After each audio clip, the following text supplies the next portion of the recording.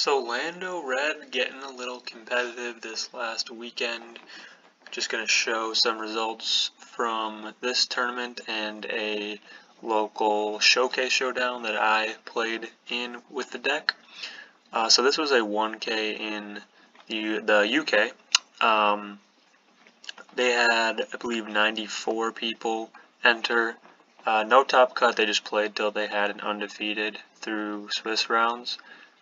If you just look at the meta here, the Han Blue deck was pretty popular, so that was the most played, which is a little unrepresentative, but everything else is pretty standard. You got one Thrawn, one Mando, some of these one-ups, but there's two Lando decks, both of them red, and they both had winning records. If you look at kind of the off-meta picks, besides the one of Gar, they all were 50-ish or less win rates on the day, and there's two Landos, and they actually had a 65% win rate. Again, very small sample size, but they both did well. If you look at Vader's around 52% with those three. The Tarkin Yellow, which people are pretty aware of by this point, are under 50%. So, very interesting. Of course, when you're playing a rather obscure deck like that, you have the element of surprise on your side, so that could have something to do with it. But if we look at the standings, we had Akira Green, was the undefeated player, take him first, so nice there. Then we go down, Michael Silk he took 17th with a 5-2 record, so we're going to look at his list first. Pretty similar to the one I ran this last weekend. It doesn't look the most consistent with these three one-ups at the bottom. The Fang Fighter, probably 4 Sabine. The Liberator Gunship, playing that for 4, it's a 3-4 ambush. And just having one of is interesting. Maybe to take out like a red 3, claim initiative, take out red 3 or something. And then one attack pod, I guess that's kind of the closer. Otherwise, you have a rebel package like I'm running. No X-Wing, has the Ketsus there. I just don't like playing a 2 health unit. I've messed around with that a little bit. Defeats upgrades when you hit a base. That's 2 or less costed upgrade, of course. So I'd like to hear what that's doing for him. Maybe defeat an experience, defeat a shield token, perhaps. About 2 Leias, 3 Spec Force main. I have 2 Spec Force, just 2 L3s. I was at 3 of those. 2 Falcons as well. Yeah, pretty low to the ground as well, though.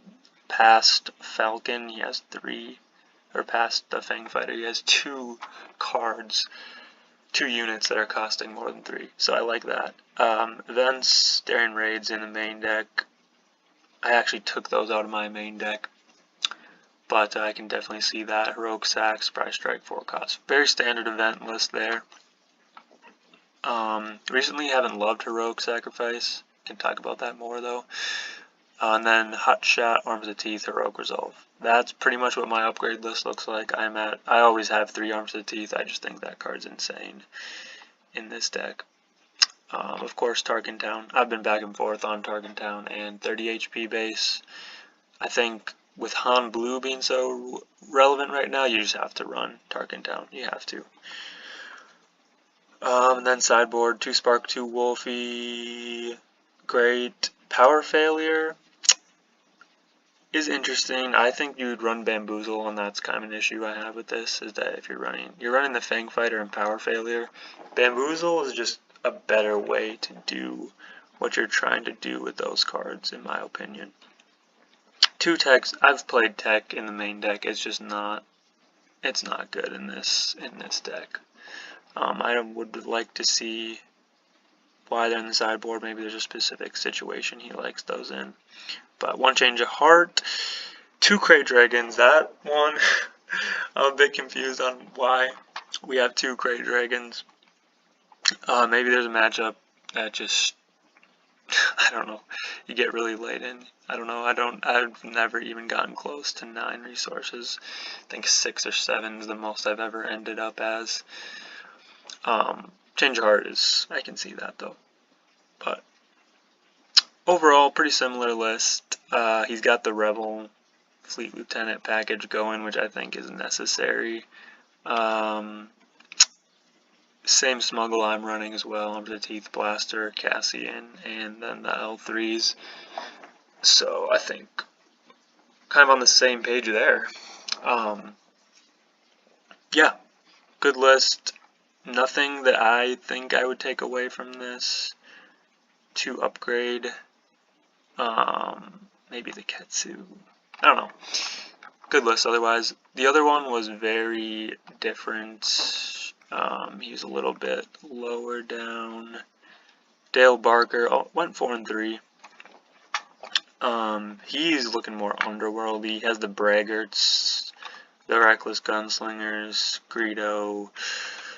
I guess that's it for the underworld. He's just going cheap 1-drops. You know, he's got Greedo to Cantina Braggart of 1-drops, so flood the board.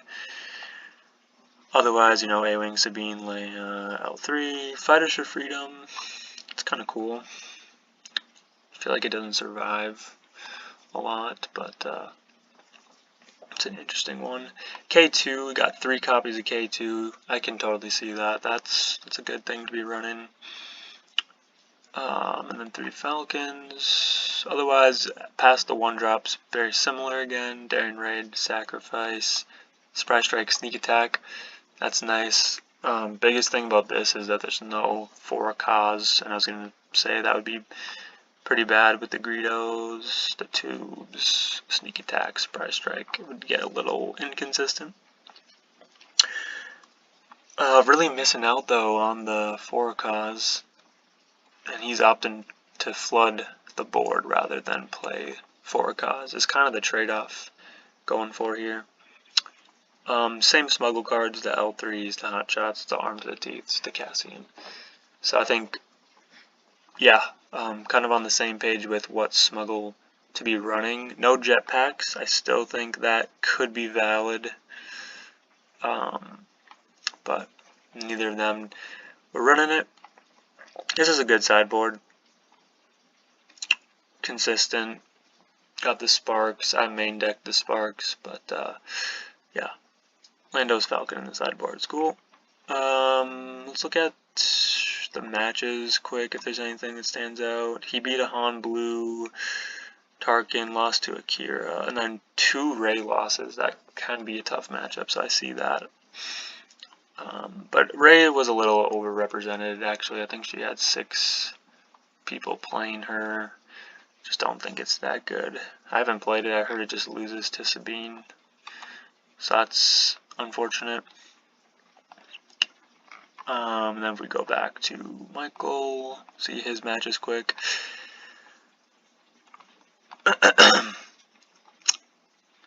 So 2 and 2 to start it off. Beat a Vader, lost to that Bosk that actually took 4th, I believe. And Bosk is a really tough matchup for Lando Red. Yeah, just kind of tough. Beat the Grand Inquisitor. Lost to a Han. It might have been a green. I don't say Han Blue. Yeah, he lost to a Han Green. Wow. 47 units, 3 events. This is an interesting list. Would have loved to watch that match, but I was otherwise. Beat a Boba Yellow in the final round, which is really cool to see.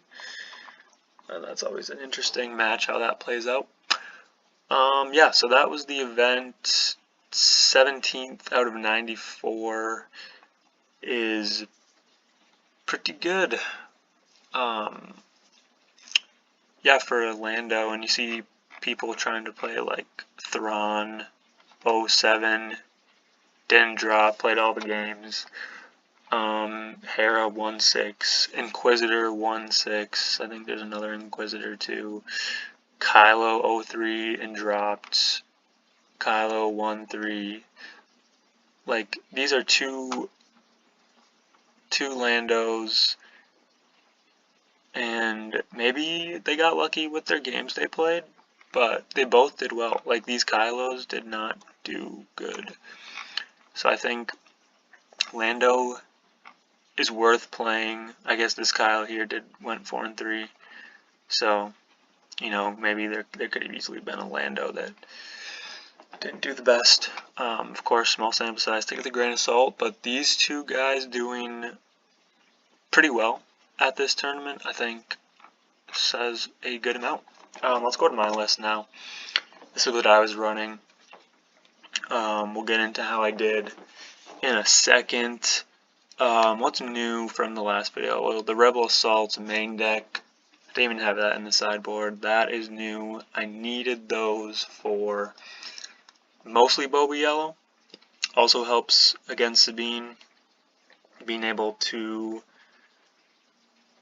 claim initiative, play that on some Rebels is really good. Won me a game against Boba Yellow, and that was just a local. But really cool to pull that out. No one's expecting it. Kind of fun. I want to try Outflank maybe instead of that, just because, you know, our leader's not Rebel. We have some non-Rebels in L3 Falcon Turncoat. So I want to do some testing there, but definitely belongs in the main deck. What else was new? I main decked the Sparks and Bamboozle. Those were upgrades. I don't know why I wasn't running Bamboozle. That card is amazing. That's how you beat Sabine. Bamboozle of Boba Fett's armor. Exhaust something for free to out-tempo and win. It's just very necessary. Then we put the L3s, of course, in here. Another yellow card. We just needed a little bit more yellow. Another turn 1 play that's shielded. Yeah, L3's been good. Smuggled her, not much, maybe once or twice. You know, you had 2 resources, nothing in hand you could do to smuggle an L3. Smuggle an L3, she's shielded, so she'll survive a hit or 2 usually. So your opponent has only 1 unit ready, you can smuggle L3, maybe you'll get a hit in the next turn, so it's just nice to have the shielded unit. Move their Daring Raids to sideboard, that helps for a cause. And that card is just not amazing against Sabine or Boba. I like it against Control the most. So, and we already beat Control pretty well, so it belongs in the sideboard. Just bring it in against them game 2 and 3. Other than that, very similar. I might have moved up to 3 hotshots, but and an extra Leia, just like the exhaust. Sideboard, 4 1-ofs just to make it more consistent when we want those. Leia's, those Bamboozles, Spec Force. You're bringing in Leia and Bamboozle for Sabine, Boba. You're taking out 4 Kaz against Sabine and Boba. It's too slow. You're going to have units on board. In those matchups, you'd rather be swinging for 3 or 4 than just playing that card and doing your 3 to 4 damage. So it just didn't really have a great place. So those just come straight out. And then we add a Spark, I believe, as the 3rd one. Or a Spec Force, if, you know, Boba is playing some Gamorrean or something. So let's get into how I did them. Alright, so here's just a little screenshot I took. There was 24 people, so pretty small, little local tournament. There's my Swiss. It was 5 rounds, cut to top 8. 2-0 to Palp Green. That's just a matchup we win all the time. Right away, back-to-back Sabines. The first one, I should have 2-0'd. There's a little bit of a math hiccup on my part there, so we went to game 3, and with initiative, I got that one. The next Sabine, that one, yeah, that was just kind of a similar situation. He won game 2. He sided in the Mando with Restore, the green Mando with Restore, I can't think of his name, Sundari. So that Restore, he ECL'd that. The Restore is what won him that game. Then I brought in the Daring Raids for that card, just because it's a 5 health Daring Raid into Tarkentown. Didn't end up mattering, but that's what I brought in for that, in case that happens to any of you. Then we had a Krennic ECL. Thought that was going to be a really tough matchup. I would say I got pretty lucky, at least game 1, for a cause. I was just in range 4 damage away and I hit all 4, which I don't know the math on that, how many non-hero cards I had between resource, discard pile, but just squeaked out the game 2 victory as well, and my opponent might have forgotten to heal 2 from make an opening, and then I was able to just edge out the win there with perfect damage to 25. So I think Krennic is a tougher matchup for us than Kira, just with that restore on the leader.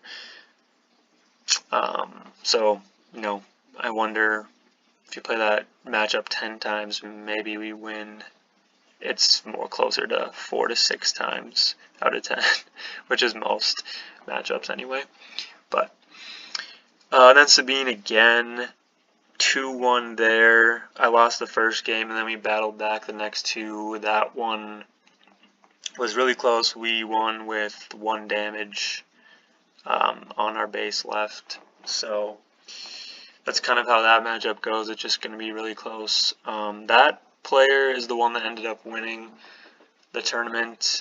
He played the matchup differently than the other Sabines. He was more focused on getting his damage in, while the other ones kind of recognized that I could be the faster deck, so they tried to control a little bit too much rather than tempoing. And then this last Sabine used his ECO usually later in the game rather than, you know, first couple turns to slow me down. Like, he ECO'd the Fleet Lieutenant and hit one of my units, attacked with another unit from the Fleet Lieutenant when played, so that was a huge tempo swing, and that was later in the top 4. So then top 8, I was undefeated, was the only undefeated player in Swiss. So I played a Kira ECL, went 3-2, probably lost to a Sabine and something else, I believe he said. Took game 1, was not a close game 1. I got Arms to the Teeth. I can't remember. I don't think I had 2, but Arms to the Teeth from hand, and I think I hot-shotted and then put a resolve on something on the flip turn, and it was just way too much damage for my opponent to recover. He was very shocked at the explosiveness there, which is what can happen when you get your Arms to the Teeth to work on the flip turn. Game 2, you know, top targets happened, client, healing. We had some sort of a chance. It wasn't a blowout. It was sort of close, but I just felt out of control that one. Game 3, get the initiative back. And that was a battle. He controlled the board fairly early. We had, you know, had him at 10-ish HP, I want to say, and then we just started smuggling out Cassians, playing Falcon, hitting for 3, just really grinding it out. Big difference there was killing Kira when she flipped with my Lando. Game 2, I let Kira survive. I just had to kill Kira, and then he didn't really have many good units from there, so maybe a little bit of luck from the units he was drawing, but ended up winning that with a Daring Raid to the base. So that was a really fun matchup. Kind of like the video I posted a little bit ago. that Kira game, that's kind of how it felt, was just bring out, smuggle out, play the Falcons and whatnot. Then the top 4 rematch against that Sabine I played in the last Swiss round, and then we got 0-2'd. I don't remember really how the games went. I just remember it was not good. I felt out of control both games. He got the Rebel Assaults both games. Maybe a Darksaber won one of the games, but he just got going. It was not close. So would like to see the Sabine matchup more. I don't think I got bamboozles, but I don't even think that would have helped me. I'm kind of newer to the tournament scene and events, so maybe there's a little bit of fatigue there, but from the cards I had, I don't think there's much I could have done there, and that's just how it's going to go sometimes. But really good showing. Everyone thought it was cool that I was doing good with the Lando. I think some people are going to try it out this week. Yeah, so really fun experience. I think Lando should be getting played more. At least, I think it's better than the Kylo yellows. You just have answers to stuff instead of being pure aggro, and that was a big step that this deck took for my list, was going from pure aggro to being able to answer some stuff. So yeah, I'll link the deck list this time. I know I haven't done that the last couple times. If you want to try it out, let me know if you make any of your own changes. There are some things I want to test out, so we'll see if I update it, post some gameplay. But thanks for watching. Like the video so other people can know about Lando. Subscribe for more Lando videos. We'll see if we make a new color combination deck with it. I think red's definitely the best though. So yeah.